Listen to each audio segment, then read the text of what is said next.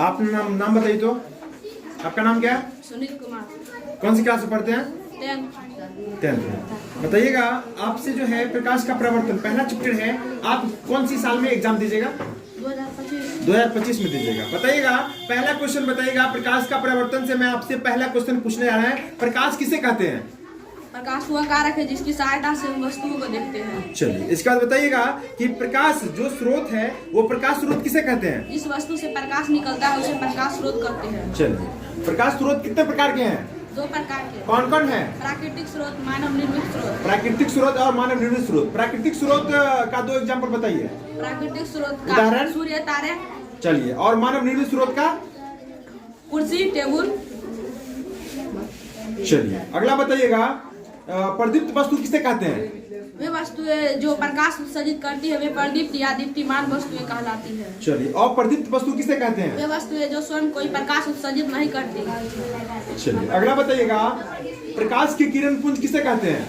प्रकाश की किरणों के समूह को प्रकाश का किरण पुंज कहते हैं। चलिए किरण पुंज कितने प्रकार के हैं? 3 प्रकार के। किरण पुंज 3 प्रकार के हैं। कौन कौन है? अपसारी किरण पुंज, समांतर किरण पुंज, अभिसारी किरण पुंज। चलिए बताइएगा अपसारी किरण पुंज किसे कहते हैं? इस प्रकार ये किरण पुंज प्रकाश की किरण एक बिंदु स्रोत से निकलकर फैलती चली जाती है। गुड, बहुत अच्छा बहुत अच्छा। अगला बताइएगा समांतर किरण पुंज किसे कहते हैं? ऐसे किरण पुंज प्रकाश की किरण एक दूसरे के समांतर होती है। चलिए अगला बताइएगा अभिसारी किरण पुंज किसे कहते हैं? इस प्रकार ये किरण पुंज प्रकाश की किरण एक बिंदु पर आकर मिलती है या मिलती हुई प्रतीत होती है।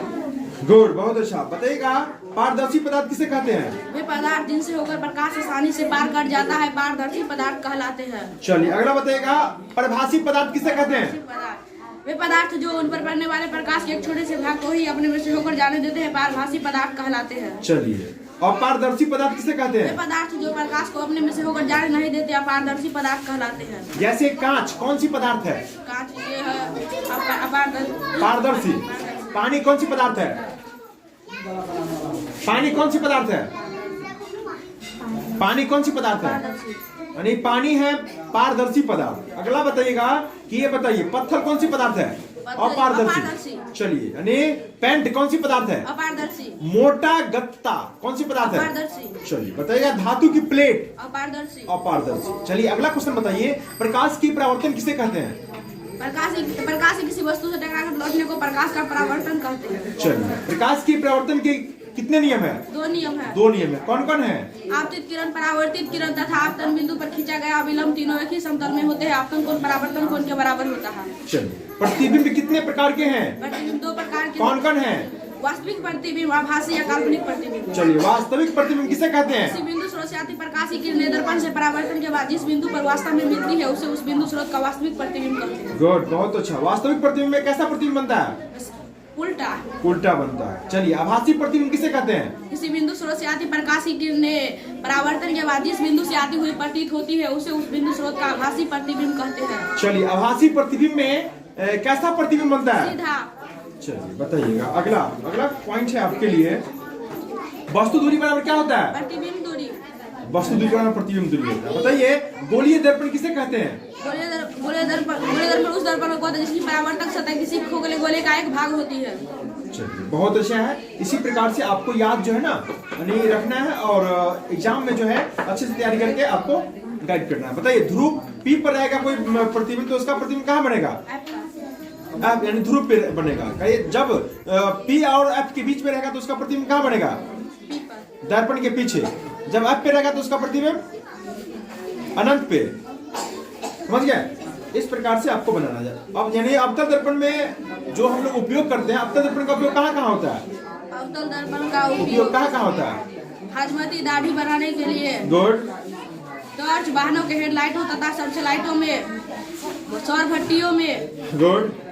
अगला रोगियों के नाक, कान, हाँ गले आदि हाँ डॉक्टर द्वारा चेक करने में। बताइएगा अगला पॉइंट उत्तल दर्पण का उपयोग कहाँ करते हैं? उत्तल दर्पण का उपयोग स्कूटर, मोटर कार तथा बस इत्यादि में उत्तल दर्पण का उपयोग साइड मिरर तथा पीछे के आईने में किया जाता है। चलिए अवतल दर्पण की वक्रता, केंद्र, त्रिज्या और फोकस दूरी क्या होती है?